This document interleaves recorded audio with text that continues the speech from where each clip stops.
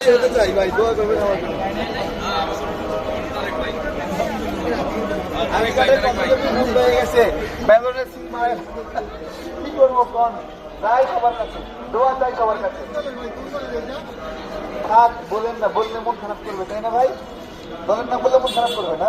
হ্যাঁ, তারেক প্রজাপতি মার্কা নির্বাচন করতে হবে, আমাদের ভোট আমাদেরকে রক্ষা করতে হবে। তারেক প্রজাপতি মার্কা নির্বাচন করছি, সবার দোয়া চাই।